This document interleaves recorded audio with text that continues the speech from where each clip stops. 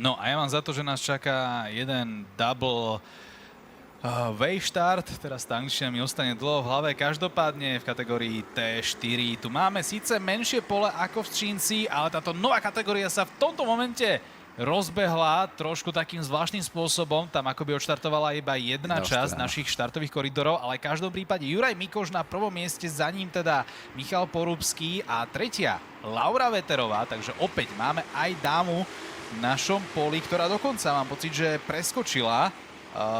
Práve by to mal byť Michal Porúbský, ktorý tam mal teda katastrofálny štart, zrejme aj kvôli nemu.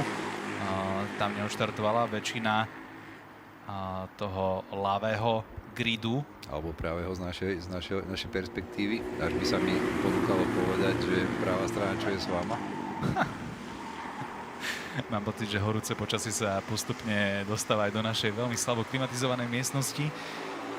Vlastne tú klimatizáciu som vôbec nemusel spomínať. V každom prípade, poďme sa radšej zamerať na tú akciu na trati, pretože Laura Veterová tam už postupne dobiedza na Mikoša. Teraz sa tam ale otvorili dvere pre Martina Póra. Tak toto je krásne zamiešané. Martin Pór, ten nemal úplne najlepšiu kvalifikáciu, štartoval až 5. Teraz pozrite sa, ako Laura Veterová, to je presne ten klasický motoršportový efekt toho, že keď raz stratíte jednu pozíciu, tak už sa to s vami väzie, jednoducho nedokážete sa niekoľko zákrut spamätať z toho, ľudovo povedané.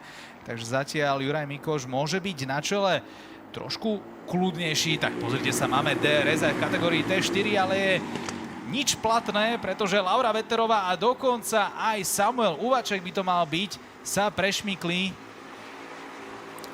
cez...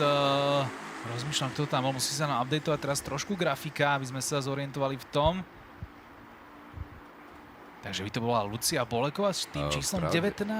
S číslom 19. Nie, to bolo číslo 12 a to je Michal Porúbský, ktorý sa tam teda poprepadával až na 5. miesto, no tak po štarte z druhej pozície nič extra zatiaľ, ale teda Juraj Mikoš, pozrite sa, pod akým veľkým tlakom je už od Martina Póra, za ním to Laura Veterová skúšala na Samuela Uvačeka, zatiaľ zrejme neúspešne, ale túto je to doslova na spadnutie ten predbijací manéver.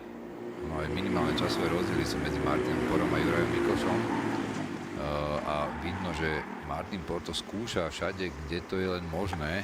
Ja len pripomínam, že aj kategória T4, ktorá je mimochodom výnimočná v tom, nám to počas minulého prenosu krásne opísal Mišo Viling, ktorého týmto pozdravujem, určite sleduje, ale je to novinka na poli kartingovej scény a zároveň je to aj veľmi dostupná kategória, pretože používa tie štvortaktové motory, preto aj T4, ktoré poznáme z toho rentalového kartingu, takže je to taký hybrid týchto dvoch svetov a teda sú tu nižšie náklady, jednoducho veľmi tvrdé pneumatiky, ktoré vydržia viacej a v takejto horúčave sa rozhodne tento typ pneumatiky veľmi hodí a tým pádom pretekári na to môžu tlačiť koľko len chcú, dá sa povedať. No ale teda Juraj Mikoš trošku mám pocit, že stabilizoval to tempo, ale že by si mohol vydýchnuť, tak to teda rozhodne sa nedá povedať, pretože Martin Pór je neustále v tesnej vzdialenosti a stačí jedna jediná chybička a už je tam. Martin Pór je dokonca držiteľom najrýchlejšieho kola momentálne v T4 junior. Dokonca prečíslil svojho súpera Juraja Mikoša, ale už je tomu inak.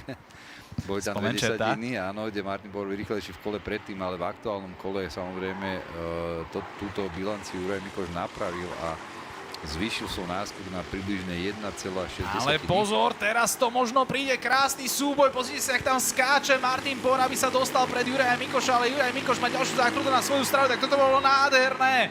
A stále sa Martinovi Pórovi nedarí dostať pred svojho súpera. Je to svoje prvé miesto, máme 4 kola do konca a Juraj Mikoš musí skladať defenzívu z každej zákruty. Ešte stále dokáže z rukava vyťahnuť ďalší manéver, ktorým zablokuje svojho súpera, ale pozrite sa, ako sa na seba doslova nalepený plast na plast. Teraz to bude skúšať Martin Pór po vonkajšej strane do prvej zákruty, ale nie, tu sa jednoducho predbiehať nedá, toto je príliš rýchle, príliš riskantné. Možno teraz v rámci tejto strednej pasáže sa mu opäť naskytne nejaká šanca, tu je tá autobahn šikáne, opäť nie najlepší prejazd od Juraja Mikoša na prvom mieste. Martin Pór je silnejší v tomto strednom technickom sektore.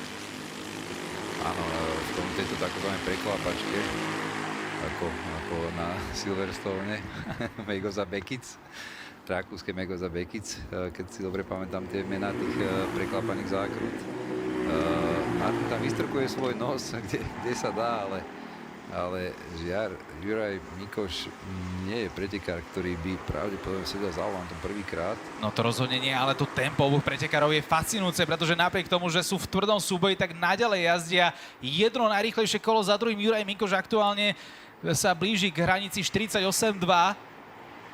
Takže to tempo je nastavené brutálne vysoko. Pozrite sa, aký už majú náskok pred zvyškom pola, kde Samuel Uvaček tvrdo bojuje o to 3. miesto, ale my sa sústredíme na boj na čele, pretože tu toto naozaj žije, dýcha a tu sa to hlavne varí.